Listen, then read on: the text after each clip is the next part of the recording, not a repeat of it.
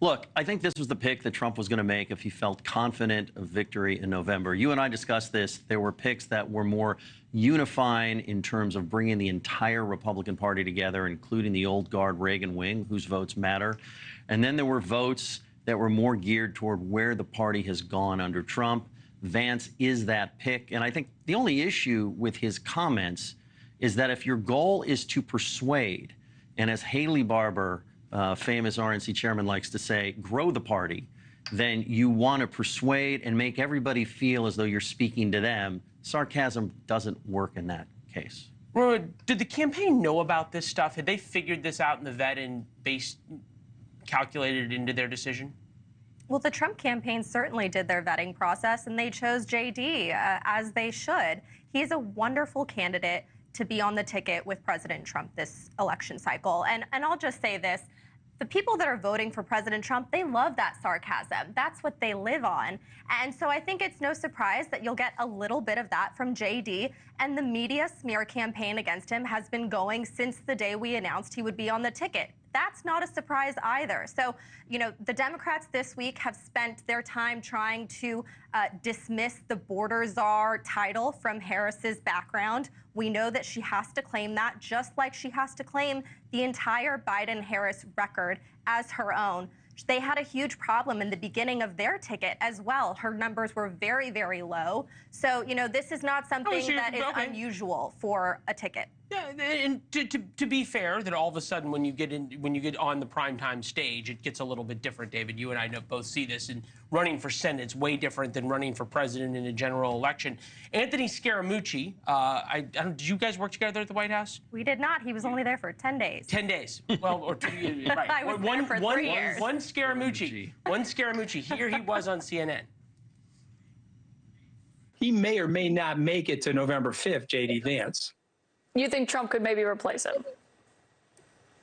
I do, yes. I mean, that's what The Apprentice is all about, Caitlin. Of course, I've had that experience with Donald Trump. I do think he could. It's just a question of how many Scaramucci's JD is going to last. David, this is nice. I mean, I think that's silly. On the one hand, you never put anything past Donald Trump. On the other hand, we have seen vice presidential picks come roaring out of the gate only to have troubles later. Sarah Palin is one such example. JD Vance, as you just mentioned, he ran in a red state. The toughest race he had was really a Republican primary. All he had to do in the general election was get known. So this is a brand new experience for him. He has an opportunity to get his sea legs under him. And once he does, let's see how he does. He appeared on the debate stage in those Senate primary debates to be very adept, very canny. And all it's going to take is one good debate to make everybody eat their words. Ultimately, this race is about Donald Trump versus the vice president. Some people may want to scapegoat JD Vance as the problem. But if there's any problem in this campaign, if there's a problem, and I'm not saying there is, it's all about the top of the ticket. It's not about the running mate. I think you and I can both agree, though, or maybe all three of us can agree, that the races we all saw it a week ago, this would be Friday night after the RNC, after Donald Trump's speech, on and on and on, looked vastly different and vastly better for Donald Trump than it does right now.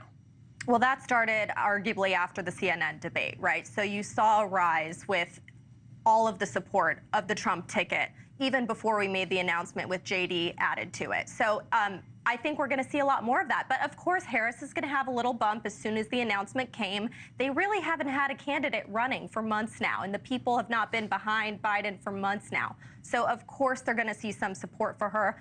I don't see that lasting. You know, if you really go down to the facts and the policy here, which is what it's going to come out to, the economy and the policy that we've seen during the Trump administration and during the Biden administration, which is something we've never been able to compare eggs to eggs before. It's always apples to oranges. This is one admin to another, and so I hear you. It's and that's a direct comparison. That's what Republicans were talking about, and that's what Donald Trump was talking about back at the convention.